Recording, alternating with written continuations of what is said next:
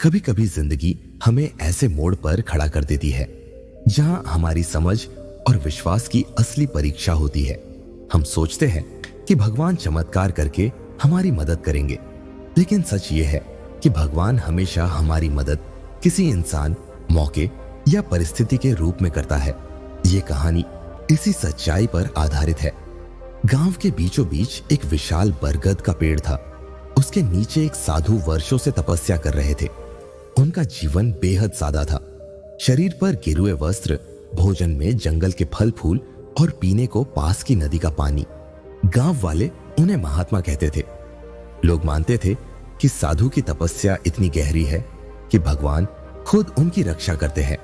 साधु भी यही मानते थे, जिसने मुझे इस संसार में भेजा है वही मुझे हर कठिनाई से बचाएगा। दिन रात वे ध्यान में लीन रहते। न गर्मी की चिंता, न सर्दी की, न बारिश की।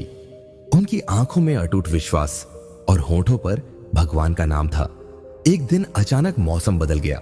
आसमान पर काले बादल छा गए, हवाएं तेज हो गईं, पक्षी घोंसलों की ओर लौटने लगे, जानवर बेचैन होकर भागने लगे। जल्द ही मूसलधार बारिश शुरू हुई।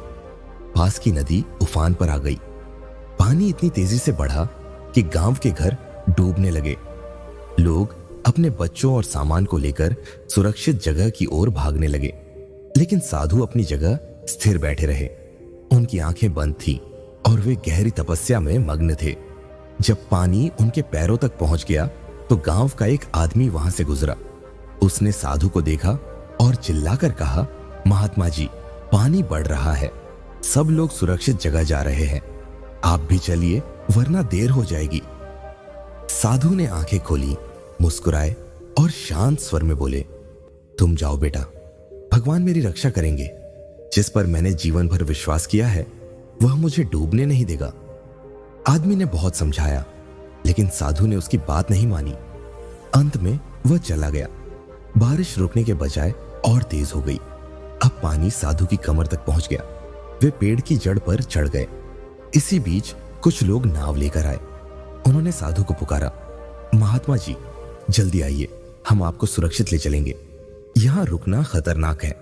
साधु ने हाथ उठाकर मना किया और बोले, तुम लोग जाओ, भगवान मेरी रक्षा करेगा। यह नाव तुम सबके लिए भेजी गई है, लेकिन मुझे बचाने के लिए भगवान खुद आएगा। लोगों ने आग्रह किया, लेकिन साधु ने इनकार कर दिया। नाव आगे बढ़ गई। अब पानी और बढ़ गया। साधु पेड़ पर चढ़ गए। उनका शरीर भीग चुका था, लेकिन वे अब भी मंत्र जप रहे थे। तभी आकाश से आवाज आई। एक हेलीकॉप्टर वहां पहुंचा। बचाव कर्मी रस्सी नीचे फेंकते हुए बोले, महात्मा जी, जल्दी पकड़िए वरना देर हो जाएगी। भगवान ने हमें भेजा है आपको बचाने के लिए। साधु ने ऊपर देखा और बोले, तुम लोग जाओ, भगवान मुझे अपने दिव्य रूप में बचाएगा। पायलट ने कई बार समझाया, लेकिन साधु ने रस्सी नहीं पकड़ी। अंत में हेलीकॉप्टर भी चला गया। अब पानी इतना बढ़ चुका था कि पेड़ की शाखाएं भी डूबने लगी।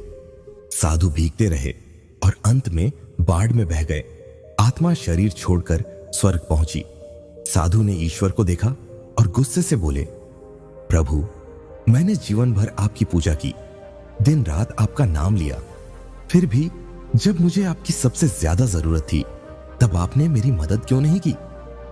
ईश्वर ने मुस्कुराते हुए कहा, मूर्ख मनुष्य, मैंने तुझे बचाने के लिए 3 बार मदद भेजी थी। पहली बार आदमी को भेजा, दूसरी बार नाव को और तीसरी बार हेलीकॉप्टर को, लेकिन हर बार तूने मेरी मदद ठुकरा दी। तू किस चमत्कार की प्रतीक्षा कर रहा था? साधु स्तब्ध रह गए। उन्हें अपनी भूल का एहसास हुआ।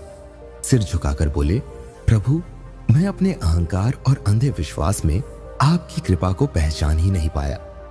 यह कहानी हमें सिखाती है कि ईश्वर कभी सीधे आकर मदद नहीं करता। वह लोगों, परिस्थितियों और अवसरों के रूप में हमारी मदद करता है, लेकिन अक्सर हम अपने अहंकार या उम्मीदों के कारण उसे पहचान नहीं पाते। आज की जिंदगी में भी यही होता है। जब हम मुसीबत में होते हैं और कोई दोस्त मदद करता है, कोई रिश्तेदार सहारा देता है या कोई अनजान इंसान हाथ बढ़ाता है, वह सब ईश्वर की ही मदद होती है। अगर हम उसे ठुकरा दें और सोचें कि भगवान खुद आएगा, तो हम वही गलती करेंगे जो साधु ने की थी। इसी तरह हमेशा सकारात्मक कहानियां सुनते रहने के लिए इस वीडियो को लाइक करें और माइंड फ्यूल को सब्सक्राइब करें। धन्यवाद।